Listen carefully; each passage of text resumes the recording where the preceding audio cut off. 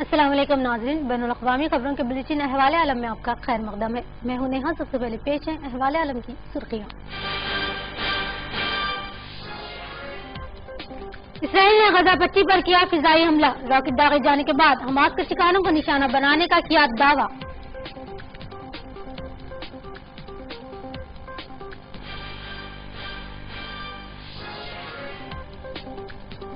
Obama نے شمالی Korea کی جانب سے سونی پکچرز کی ہیکنگ کا جواب دینے کا کیا اعلان، کہا ہم امریکہ پر کسی آمر کی سنسرشپ نہیں چاہتے۔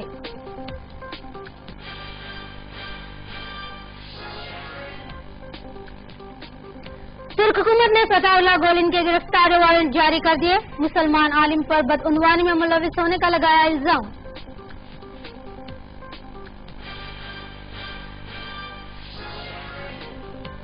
اور کرد افواج نے عراق میں IS کے خلاف کارروائیوں کا دائرہ کیا وسیع، کوہ سنجار پر ہوا فوج کا قبضہ، تلفظ سے بھی مل رہی ہیں جھڑپوں کے اطلاعات۔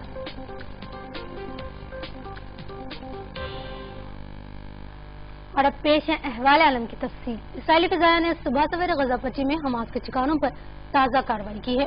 موسم گرما کے 50 روزہ جنگ کے بعد فلسطینی علاقوں میں اسرائیلی فوج کی یہ پہلی کارروائی ہے۔ اسرائیلی فوج کے حوالے سے بتایا گیا ہے کہ ان کی فضائیہ نے حماس کی طرف سے دہشت گردی کے لیے استعمال کیے جانے والے ایک ٹھکانے کو نشانہ بنایا ہے۔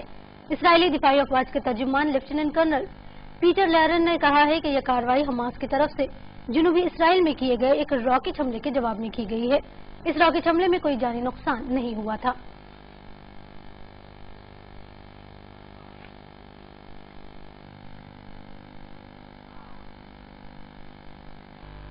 امریکی صدر باراک اوباما نے شمالی کوریا کی جانب سے سونی پکچرز کی ہیکنگ کا جواب دینے کے عزم کا اظہار کیا ہے۔ انہوں نے کہا کہ سونی پکچرز نے اپنی فلم کا اجرا کر کے غلطی کی ہے، جس میں شمالی کوریا کے رہنما کم یونگ ان کے قتل کو مزاحیہ انداز میں دکھایا گیا ہے۔ امریکی حکام نے اس ہیکنگ کو شمالی کوریا کے ہیکر سے منسوب کیا، جس کے نتیجے میں اسٹوڈیو کا اہم مواد عوام کے سامنے آ گیا۔ سونی پکچرز نے فلم کے اجرا کو مسلسل دھمکیوں کے نتیجے میں منسوخ کر دیا ہے۔ صدر اوباما نے کہا کہ ہم اس کا جواب دیں گے اور اس کا جواب اسی حساب سے دیں گے، اپنے پسندیدہ وقت، جگہ اور طریقے سے۔ انہوں نے کہا کہ ہم ایک ایسا معاشرہ نہیں چاہتے جہاں کوئی آمر کہیں بیٹھ کر ہمارے امریکہ پر سنسرشپ نافذ کر دے۔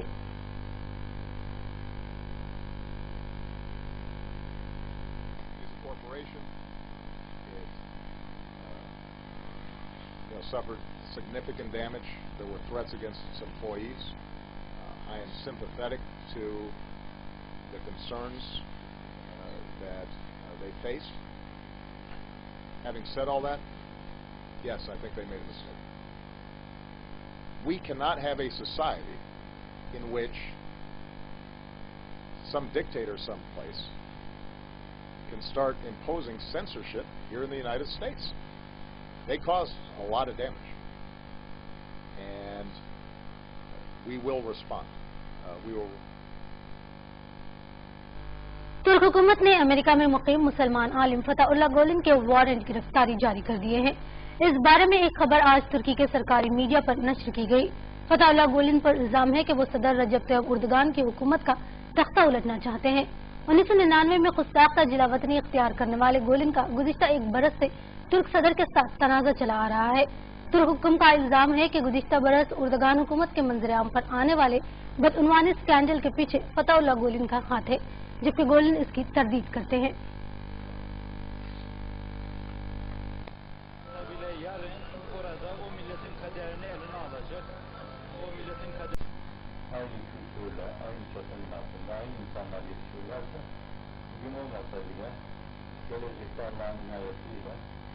veya büyük bir çoğunluk belki siyasete intisap etmekle gelirim ne olur, çıkarım ne olur mülazasıyla koşuyorlar. Herkes tuttuğu yeri tuttuktan sonra da oradan ayrılmak istemiyor. Ömer bin Abdülaziz edasıyla en azından birkaç defa yapmışlardır.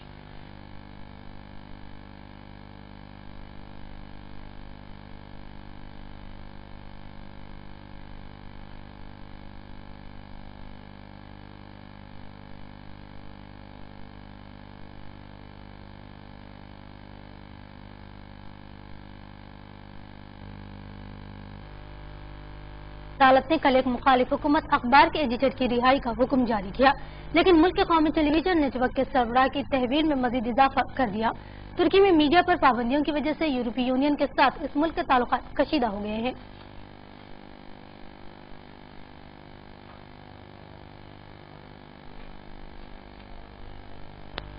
Iraq میں امریکی بمباری کے نتیجے میں Islamic state کے کئی اہم رہنما ہلاک ہوئے ہیں۔ امریکی محکمہ دفاع کے ایک اہلکار کے مطابق وسط نومبر کے بعد کی کارروائیوں میں حاجی معتز اور عبدالباسط نامی کمانڈرز مارے گئے ہیں۔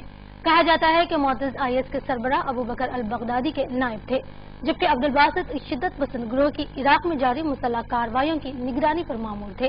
اس کے علاوہ بھی IS کے کئی مرکزی دہشت گرد امریکی بمباری کا نشانہ بن چکے ہیں۔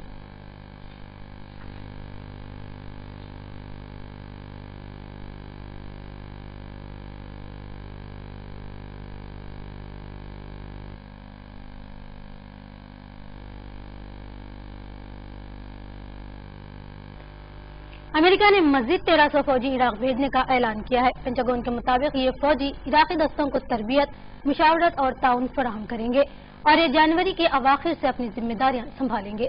گزشتہ روز جاری ہونے والے اس بیان میں مزید بتایا گیا ہے کہ یہ تعیناتی امریکی صدر باراک اوباما کے اس اعلان کا حصہ ہے جس میں انہوں نے 1500 اضافی فوجی عراق بھیجنے کی منظوری دی تھی۔ امریکہ جاریہ برس اگست سے شام اور عراق میں دہشت گرد تنظیم اسلامک اسٹیٹ کے خلاف کارروائیاں کر رہا ہے۔ اس دوران 1000 سے زائد مرتبہ امریکی فضائیہ نے IS کے ٹھکانوں پر بمباری کی ہے۔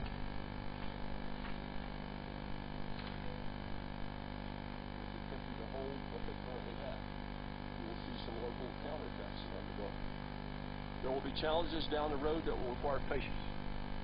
The government of Iraq understands the grave threat they face, and they are resolved to defeat it. The Combined Joint Task Force represents what I believe is a new chapter of what I assess will be a successful campaign to bring the coalition's power to bear and ultimately lead to an offensively minded and trained security force backed by an inclusive government of Iraq is the key to future stability.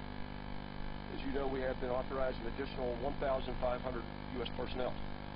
They will serve in non-combat roles to support additional advise and assist requirements and the building partner capacity effort. In addition, we anticipate coalition contributions that should Australia کے شہر کیرنز میں 8 بچوں کی لاشیں ملی ہیں۔ Police نے بتایا ہے کہ مرنے والے بچوں کی عمریں 18 مہینے سے 15 سال کے درمیان ہے اور انہیں خنجر سے ہلاک کیا گیا۔ اس واقعے میں زخمی ہو جانے والی 34 سالہ خاتون سے پوچھ گچھ جاری ہے۔ آسٹریلیائی ذرائع کے مطابق تمام بچے آپس میں بھائی بہن تھے اور زخمی خاتون ان کی ماں ہے۔ ابھی تک اس واقعے کا پس منظر واضح نہیں ہو سکا ہے۔ حکام نے کہا ہے کہ حالات قابو میں ہیں۔ کیرنز کے جس علاقے میں یہ واقعہ پیش آیا وہاں آسٹریلیا کے قدیمی باشندوں کی اکثریت آباد ہے۔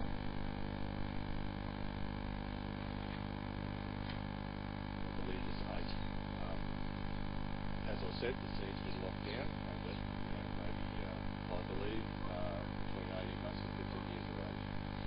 As it stands at the moment, there's no need for the public to be concerned about this, other than the fact that it's a tragic event.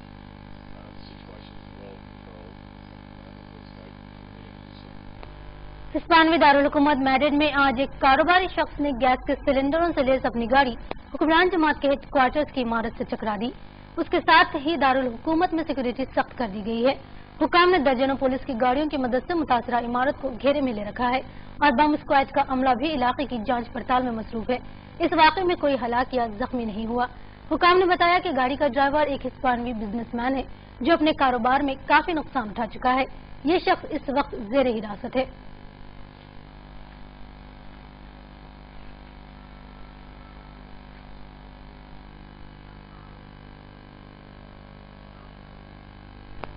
ناظرین، احوال عالم میں فی الحال وقت چلا ہے ایک مختصر سے وقفے کا۔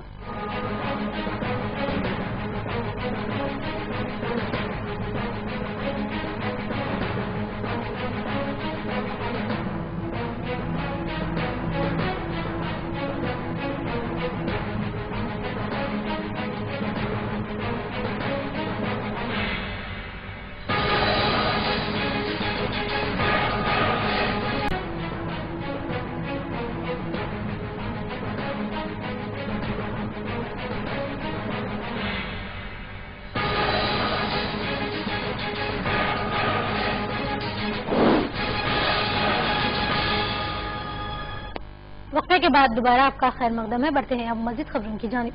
पेशावर में आर्मी स्कूल पर हमले के 148 महलूकीन के लिए कल नमाज जुमा के बाद मुख्तलिफ मसाजिद में दुआए मग़फ़िरत की गई।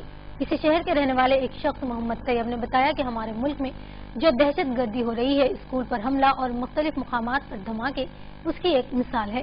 ये इंतहाई अफसोसनाक है और इस्लाम के खिलाफ है। हम उसकी मजम्मत करते हैं।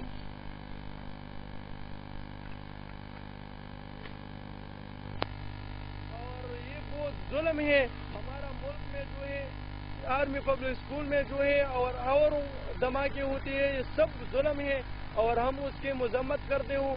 ये बिल्कुल हमारे इस्लाम के खिलाफ है और दीन के खिलाफ है। अच्छा है, इनको मौके पे टाइम पे फांसी दे देनी चाहिए।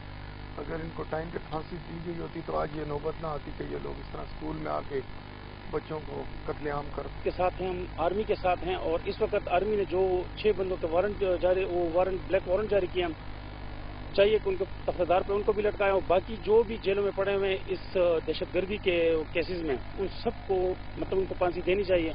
न कि सिर्फ ये 6 बंदे हैं और इसके अलावा जो सराउंडिंग में छुपे हैं उन सबको निकाल के मारना चाहिए। जिंदगी मसरूफ हो जाते हैं। इस बार हम सब बहुत अफसरदा हैं। माओं के दिलों को अगर ठंडक पहुंचानी है तो काइंडली इन लोगों को सरेआम फांसी दी जाए। पाकिस्तान के कारगुजार वज़ीर ख़ारजा सरताज अजीज ने कहा है कि पेशावर स्कूल पर हमला उनके मुल्क का मिनी 9/11 हमला है, जिसकी वजह से दहशतगर्दी के खिलाफ जंग बिल्कुल तब्दील होकर रह जाएगी। उन्होंने कहा है कि माजी में इंतहा पसंदों ने स्कूलों को तो तबाह किया था, लेकिन तलबा को कभी नुकसान नहीं पहुंचाया था।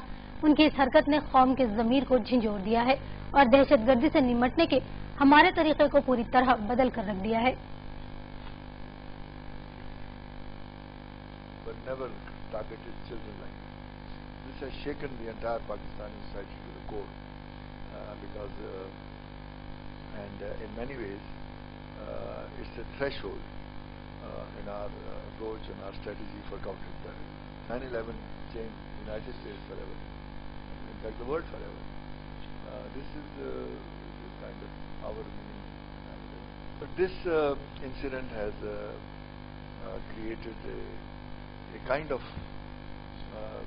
reaction which is unprecedented in our history. Distinction between some groups that you want to target and some groups you don't want to target has virtually disappeared because it was realized that in the end they support each other, and therefore if you do this you are creating space which can become dangerous.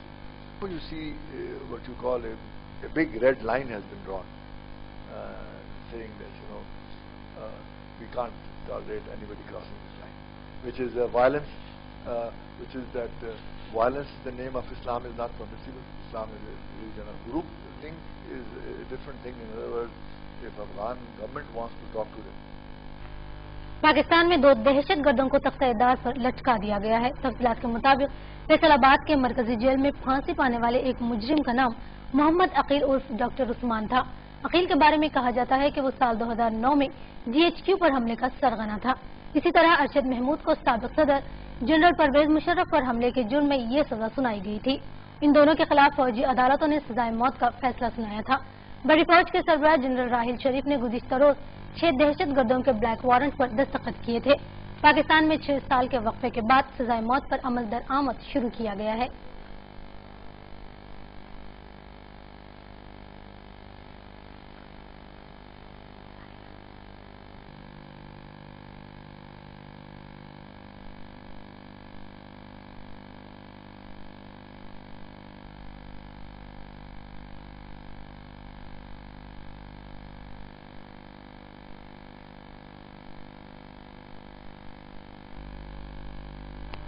रूसी वज़ीर ख़ारजा Sergei Lavrov ने खबरदार किया है कि America की तरफ से रूस के खिलाफ ताज़ा पाबंदियों की मंजूरी के नतीजे में वाशिंगटन और मॉस्को के बाहमी ताल्लुकात तवील मुद्दती बुनियादों पर बिगड़ सकते हैं।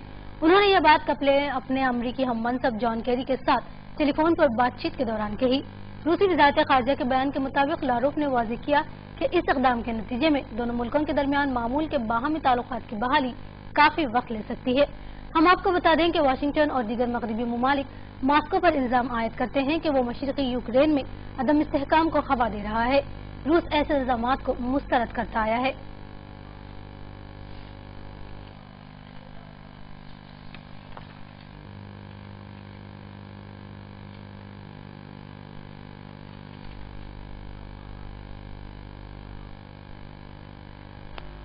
विकीलीक्स ने CIA की जानिब से अस्करियत पसंदों को निशाना बनाने के हवाले से एक खुफिया दस्तावेज जारी की है। विकीलीक्स के मुताबिक अमेरिकी खुफिया इदारे CIA ने ये रिपोर्ट 2009 में तैयार की थी। उसमें बताया गया है कि अफगानिस्तान में तालिबान की लीडरशिप के खिलाफ इत्तेहादी अफवाज के ज्यादातर ऑपरेशन गैर मौसूर या नाकाम रहे हैं। विकीलीक्स ने मजीद बताया कि CIA की तरफ से ये रिपोर्ट उस वक्त तैयार की गई थी जब अमेरिकी सदर बराक ओबामा ने अलकायदा और तालिबान को पीछे धकेलने और शिकस्त देने के लिए ताकत के इजाफी इस्तेमाल का हुक्म दिया था। CIA की तरफ से इस रिपोर्ट का नाम HVT यानी हाई वैल्यू टारगेटिंग रखा गया था।